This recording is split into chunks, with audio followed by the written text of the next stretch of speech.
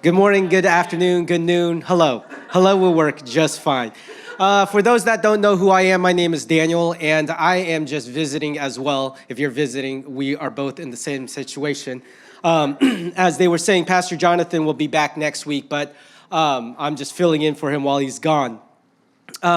So just again, if you haven't been here for a while, or if today you're new, we are actually going through a series in Psalms. And so as this, they call the bumper video, it says Psalms of the Summer. And just for review, if you haven't been here for a while, or if you kind of don't remember what was going on, I want to just talk about and review what we talked about. The first week, we looked at Psalms 1, and it was basically the sermon was about how we should walk with the Lord. The second Sunday was from Psalms 27, and that was the theme was the God holds me close. And then the third week was from Psalms 139, and it's about God who sees us. He is aware of us and who we are. Last week, we spoke on Psalms 40, and we spoke on joy. And as I said last week, it's a state of being. And this week, we're going to be looking at Psalms 100, which kind of is kind of a continuation of the whole idea of joy. And again, joy is where we're the being that we are at. And so what do we do with our joy? And what we do is we give thanksgiving. And so it's really interesting because the Psalms, it's Psalms 100. And the book of Psalms is quite long. And this Psalms is found basically in the middle of Psalms. And so we're going through all of Psalms, and we're not. But if you read through Psalms, the psalmists, they're writing a bunch of different things. And then we have 100, which I think is kind of a good place where it's kind of a reminder of letting us know, hey, this is what we're all about. This is why we're writing the Psalms. This is why we're singing the Psalms. These are why we're praising the Psalms. These are the reasons why we're praying the Psalms. By the way, we don't know who wrote this Psalms 100. As I said in the very beginning of the series, that Psalms was written by 7 main authors, and this was one of them that we don't know who wrote it, when it was written. But I think it's a clear reminder of why we have the Psalms. Now, it's basically, again, during that time and day, the people are reminded of, they're constantly reminded of where they were at. They were in the wilderness, or they were in Egypt, in slavery. Then they were in the wilderness, and then God delivered them, and He brought them to the land of promise, which nowadays is what we would say Israel. But it was, we see God taking them from this horrible situation into this wonderful situation. And it's a reminder that, hey, even though maybe times might not be great, or times are great, to always give thanksgiving to God. And the cool thing about this Psalms is in verse 1 and in verse 5, it's a very short Psalms, and we'll read through it later on. But it says, one of the things in verse 1, it says, all the earth. And then in verse 5, it says, all generations.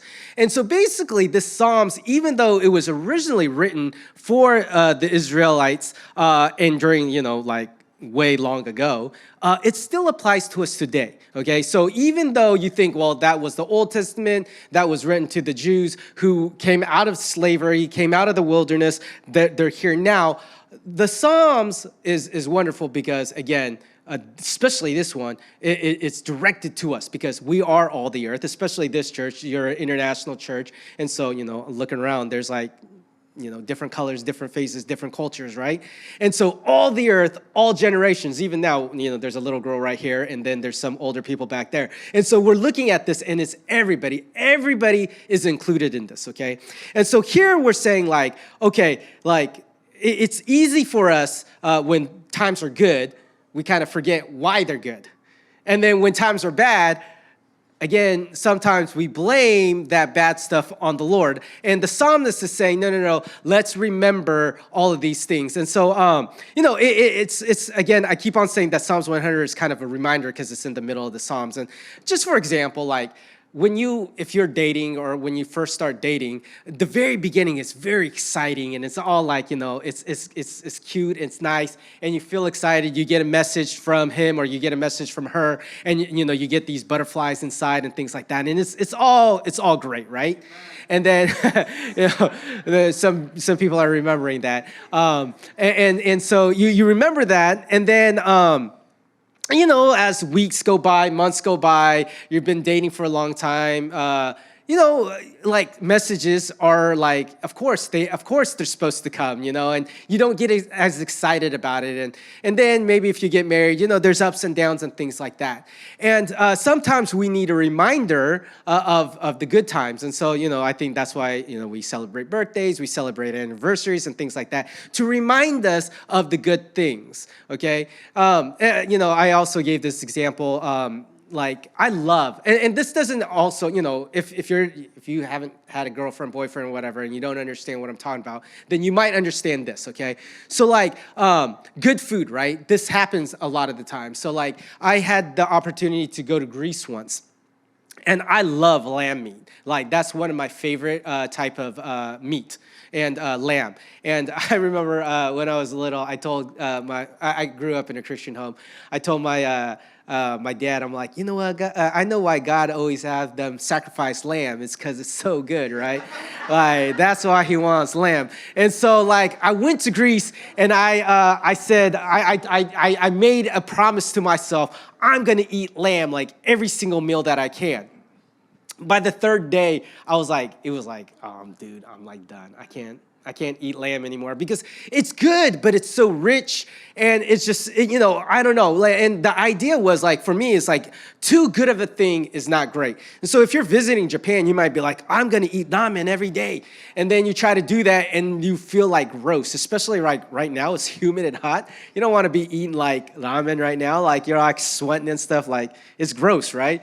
And so like you decide like, I can't eat it every day. And so you stop appreciating something that's always there, okay? And so that's what the Lord is trying to say is like, hey, this Psalms 100, is a reminder to you and I that, hey, we need to be thankful all the time. And so let's look through the scriptures real quickly. Verse 1, it says this. Verse 1. Yes, thank you. Shout joyfully to the Lord, all the earth. Now, this idea of shout joyfully to the Lord is that it's coming from the deepest part of your body. You're just screaming, you're worshiping. It's just from the depths of your soul that you're shouting to the Lord. Now, yesterday, if you guys knew, and if you guys were a part of this, the church had something called Icy at the Park, right? And so a lot of you, how many people went? I don't know. Anybody went? Okay, there's a couple of hands. 1, 2, 3, 4 hands. It was hot. And so if you didn't go, I understand. But so yesterday they did kickball. If you don't know what kickball is, it's basically like baseball and soccer like together, okay? And so talking about baseball, like, again, I don't know where you guys are from, but I'm from America. And when we watch baseball, they call it like the American pastime. I don't know if it is anymore, but baseball, like, it's one of those sports that, you watch and it's just very comfortable. You're watching, you get excited, when somebody does something like a home run or whatever, they do this incredible play, you might get up and you might cheer. But for the most part of it, you're sitting there, especially if you're watching it at home or if you're at the actual game, you're sitting down and you're relaxing and you're watching it just as it is, right? But like, if you go to a baseball game here in Japan, it's a totally different thing. Like, every single, like, so the team has their theme song. So like, I live in Yokohama, and the Bay Stars, their stadium is right on Kannai. When you roll up to Kannai Station, the Bay Star theme song goes on, right? That's the the doors are closing, but it's the Bay Star theme song. I was in Fukuoka. Everybody knew the Fukuoka theme song. When I was there, it was the Dai, and there was shopping supermarkets called Dai, and you walk into the Dai supermarket, and the theme song is going on. And so you hear this theme song, and then not only that, like when a player comes up to bat, he has a theme song. And so every single player, you're standing up, you're singing the theme song, you're doing the hand motions, whatever, then you sit down. He does this play. The second guy comes up, he has a song. You stand up and you're doing that. And so like the whole time, you're like participating in the baseball in Japan. And I'm like, man, like I'm coming to watch this to like watch. I'm not like here to get a workout. Like it's hot. Like, you know, like the Tokyo Dome is nice because it's a dome, but like the Bay Stars, like, no, it's not a dome. It's like the sun is beating down on you and like you're up and you're dancing and you're singing and like, I'm like, nah, I'm not about that. I'm like about watching this, right? And that's like how it is, right? And then like soccer, okay? So kickball, you have soccer. Right now it's like World Cup season, right? Season, whatever, series, whatever you call it. But again, I'm American. I don't really appreciate soccer. That's just not a thing for us Americans. We don't watch it. But I had an opportunity to go to Zimbabwe, and honestly, all we did was either watch or play soccer or football, or play darts because they were a British colony, so they loved their darts, right? And so I got really good at darts. Not that I drank or anything, but I got good at darts just because that's all we did. And so either we played darts or we watched or played soccer. Well, so one day, I forget what day it was, but I think it was like a Saturday. We were all watching the soccer game. It was on TV. And before the match, it was like it was a Zimbabwe, the country of Zimbabwe versus like some other country. I don't remember which country it was, but they were playing this national, like an international game. And they were interviewing the goalkeeper. And for whatever reason, before the match, and the goalkeeper was saying that, you know, soccer, like he says he doesn't like playing, I mean, he likes playing soccer, obviously he's getting paid and, you know, things like that. But he says, it's no fun being the goalkeeper because, you know, all I do is I defend the goals, right? And so he's like, I don't get to score, but today my coach promised me that I will get to be able to do the PK.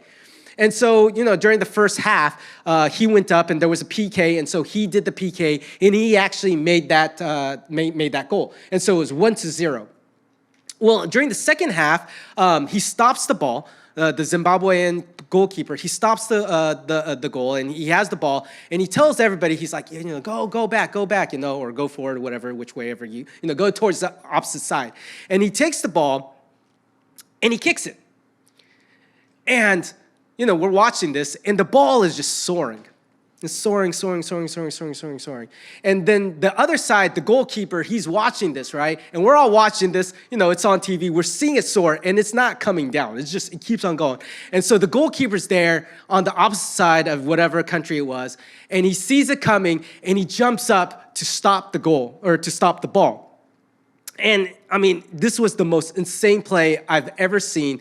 But the ball sailed in between the top bar and the goalkeeper's hand. I mean, like, there was probably like maybe a centimeter on both top and bottom, and it just sailed right over the guy's hands and went into the goal. At that moment, we all just went crazy. We were like, oh my goodness. And like we were running back and forth, just shouting, screaming. I don't like soccer, but I was jammed. I was like, whoa. And I was running around and I was excited. And at the end, this goalkeeper, he scored the only 2 points of the whole game. That like never happens. I mean, has anybody ever seen a goalkeeper score from his place, right? No. And so we were all screaming, yelling, and it was exciting. This shout joyfully to the Lord, this is the same idea. We are just screaming. We are just so excited that the Lord is here. I don't know when the last time you guys have come to church and you guys actually yelled and screamed and worshiped like that. We do that all the time. You probably do that when you watch the World Cup. But the Lord, I don't want to say he demands, but that last song, he alone is worthy, right? We need to give him that kind of praise, that kind of joy, that kind of thanksgiving. The second verse says this. It says, serve the Lord with jubilation, come before him with rejoicing. Actually, I want to look at serve the Lord with jubilation. What does this mean? It doesn't say serve the church. It doesn't say serve the preacher. It doesn't say serve the leaders. It doesn't say serve the group. It says serve the Lord with jubilation. Now, I think a lot of the times, especially here in Japan or in the Asian context, when we join a group, the idea is that we serve the group or we do things for the group. And I think a lot of the times we serve out of obligation. We serve because it's expected of us to serve in that sort of way. Like, for example, when children here in Japan, they go to a normal school here, they have soji time, they have clean time, where everybody cleans. It doesn't matter like what grade, like every grade, every class has their area. Of course, their classroom, their hallway, but the older they get, maybe they go into the gymnasium and they have to clean. But that's understood, and that's something culturally that they have, you do, that you serve. And so some people serve out of obligation. It's like something that I have to do. Then other people serve because like it's expected of them. Like they're like, you gotta serve, and so like serve. And like they're like, okay, I gotta go do this because I have to do this. I know like one church I've been to, they have like, the duty roster, and like their name is like, this week you're cleaning the toilets. And like, I don't know if they want to do it, but because they're there and that's their duty, that's what they're gonna do. And so some people serve because, like they don't want to be like, well, everybody else is doing it and I'm not doing it. So like, I just like, I feel bad. And so, and that's why they do it. And then some people serve because they don't want to hear other people be like, why isn't that person not serving, right? And so, and then there's people that want to serve because they want everybody to see that they're serving. Like, look at me, I'm doing my thing, right? And so to get, people saying, oh, this guy or this girl, she's so wonderful. She's whatever. But the point is, here, the Lord is asking us, or the psalmist is telling us to serve with jubilation. What this means is that we're doing it with such a grateful heart, that we're doing it out of joy because of what the Lord has done for us. And so even at this church, we have the worship team, we have these people, with the cameras, and downstairs people serving coffee and things like that, the greeting team. All of these people are serving the church. They're not serving so that we could sing or we could hear how wonderful they are. They're not serving because, the people that aren't able to come so that they could see. They're not serving so that you could get your coffee, you could get your caffeine fix. They're serving the Lord. And that's, it's here they call it the dream team. And so like, I don't know if you're a part of the dream team or not yet, but I encourage you, that's one way we can give back to God. That's one way we can show God our joy by serving others. And by serving others, we're in essence serving the Lord. Now, again, I think it's icatokyo.com or whatever. I don't know. But look it up. Or if you don't know, ask a leader. They will tell you, how can you join the dream team? Now, again, you don't have to do it. That's not something that you're obligated to do. But I think that if you do serve the church in this way, if you do join the dream team, that you will, God will birth something more in you, and you will see, and you will be blessed as you bless others in that way. Okay. The third thing is in 2b. Can we go back to come before Him with rejoicing? So again, this is something that. It kind of goes back to last week's message, but the idea is that we come joyfully. We're rejoicing. Now, I'm not gonna lie. Like my parents, they were like ushers. That's like the greeting team back in the day. We called them ushers back when I grew up. But they were ushers at our church. And our church, we had 2 services as well. And the first service started at 8. So it's kind of early, right? And so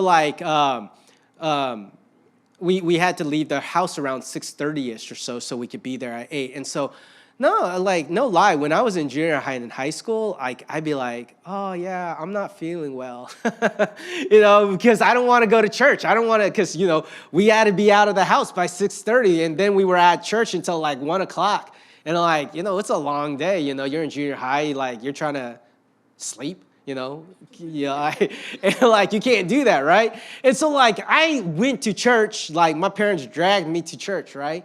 And like even nowadays, man, like today I'm sick. I legitimately sick today.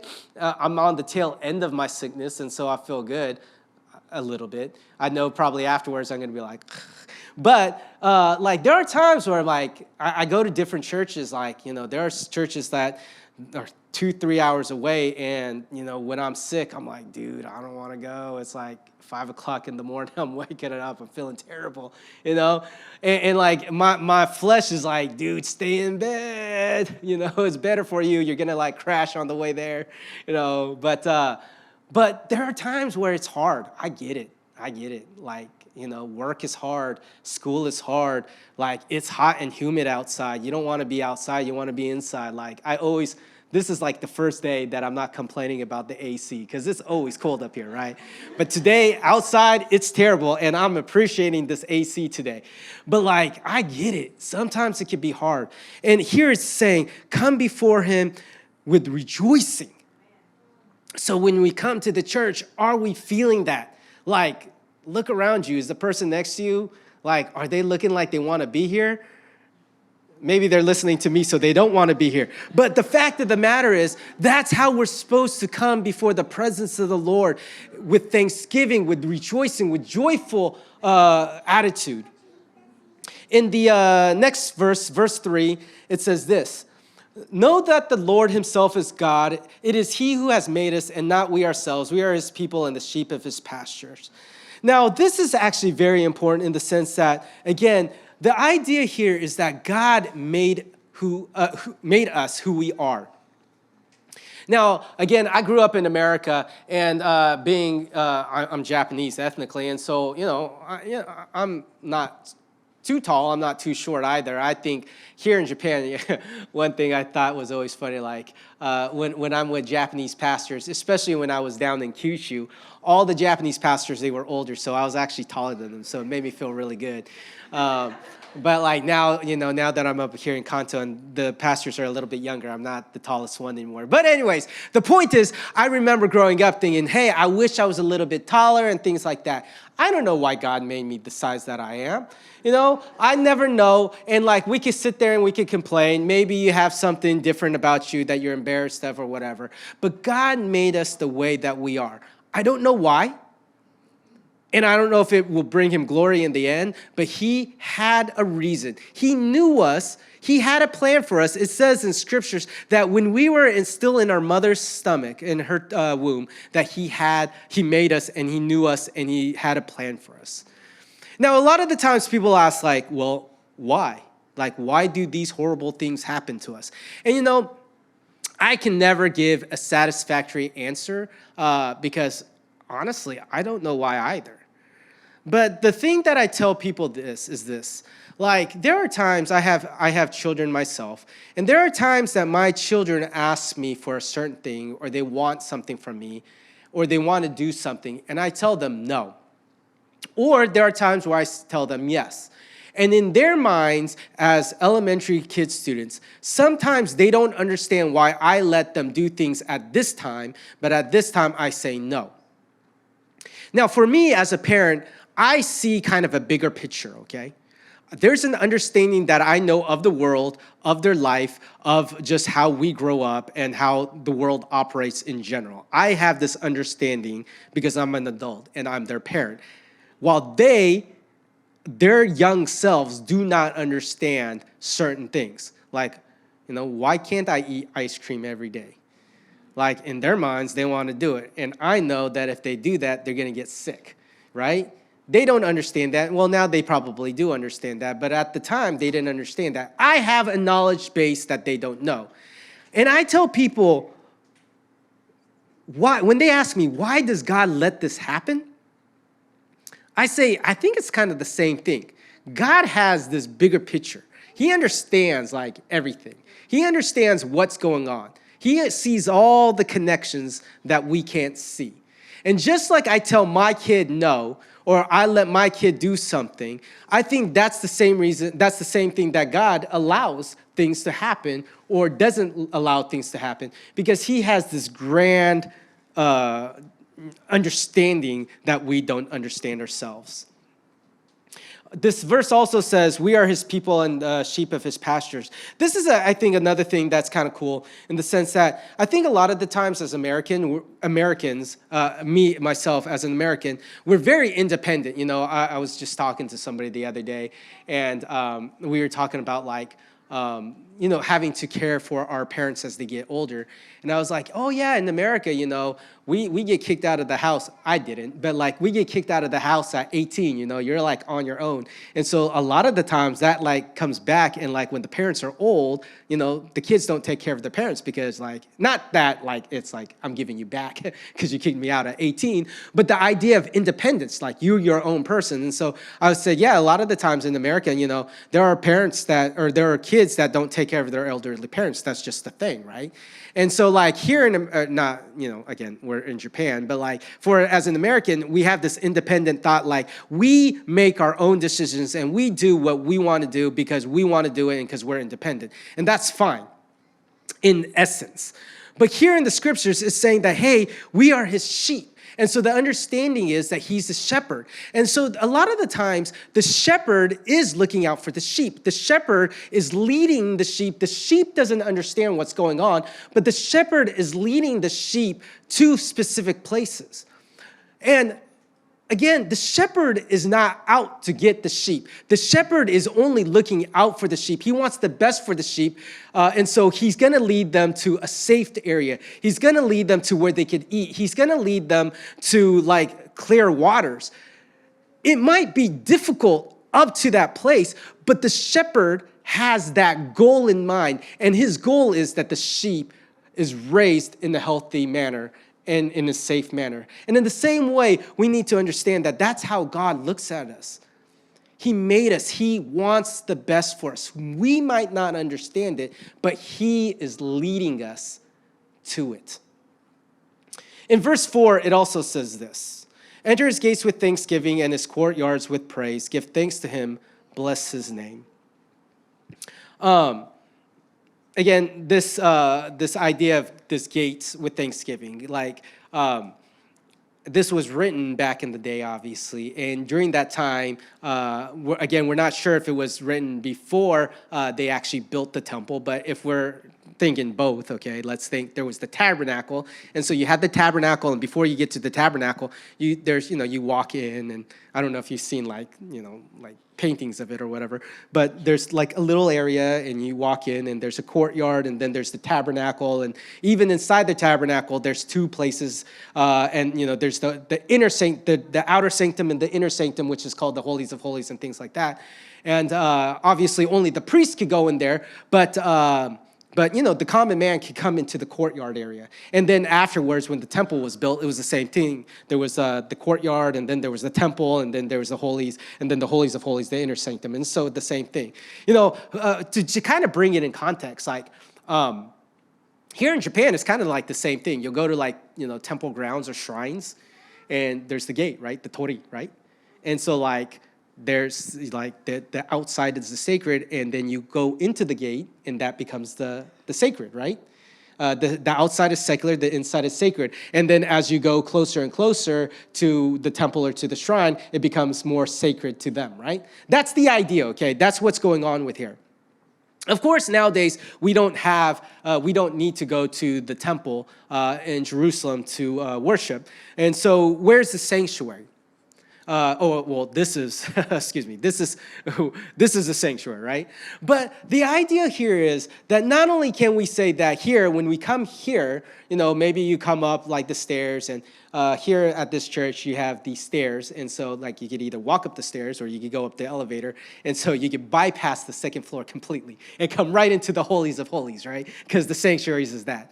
But the idea is anytime that we are just gathered together as a body of Christ, and with the purpose of having fellowship or the purpose of praising the Lord, that area, I would argue, is the sanctuary. And so it could be here, it could be in your office, it could be in your house, it could be out at the park like you guys did yesterday. Wherever we go, I believe that when we're gathered and when we're in the sense or trying to have the idea of bringing praise to the Lord, that we enter, that we switch our minds, we switch our hearts into this attitude of thanksgiving and this attitude of praise. And the last verse, we'll go to the last verse. It says this: "For the Lord is good, his mercy is everlasting, and his faithfulness is to all generation." If you guys could come up. I love how this Psalms ends. It says this: "For the Lord is good, his mercy is everlasting." You know, as humans, I think there are times where we think that we do things for others depending on what they do for us.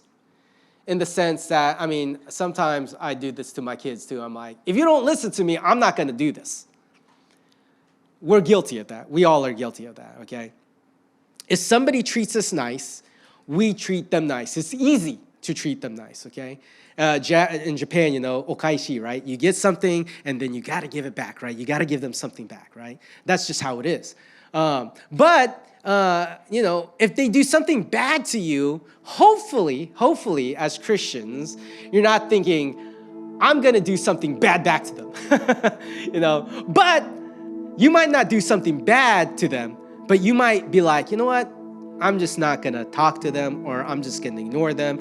I'm just going to cut them out of my life or something like that.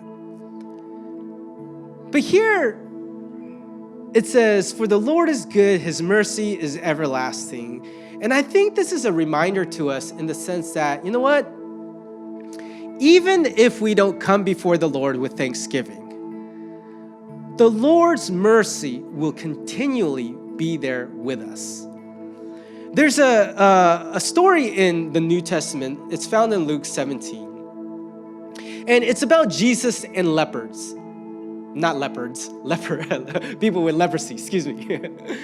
And here we find that Jesus finds 10 guys with leprosy, and he talks to them, and he tells them, hey, go to the temple so that you might, be healed. Now, during this time and age, what was required of people that had these unclean disease, because at this time leprosy was considered an unclean disease, they didn't really have a cure for it. They had to, if they were cured, they had to go to the temple, and the temple priest would give them a stamp of approval so that they could rejoin society. Now, a couple of years ago, we had COVID. And during that time, and even now, I think if you have like a high temperature or something like that, and you miss school, like if my kids miss school for 3-4 days, they need to go to the doctor's office to get a notice saying that they're no longer sick. You no longer have COVID. You no longer have the flu. You are healed. You are completely virus-free. And you take that notice and you go to your work, or you go to your school, and you show it to them. And that's what was going on here. These lepers, they had leprosy, and they were shunned. They were kicked out of society. And for them to come back, they had to go to the temple to get that seal of approval. And so as these 10 guys were going to the temple to get that seal of approval, they realized that, hey, we're healed. Now, out of those 10, one of those guys decided, you know what? I'm going to go back and I'm going to give thanks to God. Thanks to Jesus, to God, for healing me. And in the scriptures, it says that. He goes back and he says, thank you, Jesus, for healing me. And Jesus asks them, where are the other 9? And he says, the other 9 went to the temple. And Jesus tells them, not only are you healed, but you have received salvation because you came back. Now, the scriptures doesn't say what happened to these 10 guys after this story. But I think that we can infer from the scriptures that this guy, this one leper that came back, I want to think that he started to follow Jesus, and that maybe he was one of the 120 in Acts 2. Maybe, I don't know. But I want to believe that. But the other thing is, the other 9, it doesn't say anywhere in the scriptures that they were no longer healed. we do know is that they were healed. They probably got their stamp of approval, and they probably rejoined. We don't know anything else. But the beautiful thing about this is that the Lord didn't retake that healing. He didn't say, because you guys didn't come back and say, thank you, I'm gonna make you lepers again. He left them healed. And that's the great thing about this whole thing, is that, you know what? I am saying that we should give thanks to the Lord. But if you don't, it's not like you're gonna lose your salvation, because He's merciful. But because of that, I think that it should strive us to give Him our thanks even more. Because despite all the garbage that we might do towards Him, He will continually be faithful to us. He will continue to give us His grace. He will continue to give us His mercy. He will continue to let us keep our salvation. As we close, I want to sing the last song that we sang.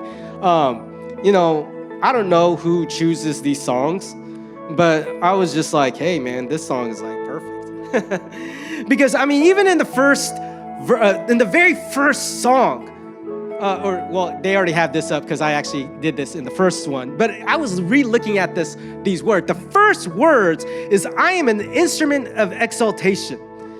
I was born to lift your name above all names. Verse 3, that's what it says. He made us. He made us to give Him exaltation. Later on, it says this, the angels, it says, so I have a song of thanks, not even angels can sing. Again, this is so profound when you think about it. Think about it. The angels, in Revelations, it says the angels are singing at the throne room of God. Holy, holy, holy. The angels are in God's presence. They see all that God has done. All the miracles, all of the great things. He sees all these people coming to Christ. They see God's glory. But we have experienced something that the angels will never experience, and that is salvation. We are able to praise God because we were lost, but God brought us back to Him. And so after I pray, I want us to sing the song one more time and sing with that feeling. I am blessed, more blessed than angels, because I have received that thing, or I have received salvation. So let's pray. Dear Father in heaven, we just come before you today and we thank you. We thank you for the salvation that you bestow upon us. We thank you for the grace and mercy that you give us on a daily basis, on an hourly basis, sometimes on a minute basis. We thank you for that. And so God, I just pray that this psalm, Psalms 100, will be a reminder to us that despite all of the good things that might happen in our life, despite all of the bad things that might happen in our life, that we could continue to cry out with thanksgiving to you. And so, Father, I know that it's hot and humid today. I know that work can be terrible. I know that school can be hard. But through it all, let us be reminded of your goodness, of your faithfulness, and that you only want the best for us. Let us lift up our voice in praise to you. We thank you in your name.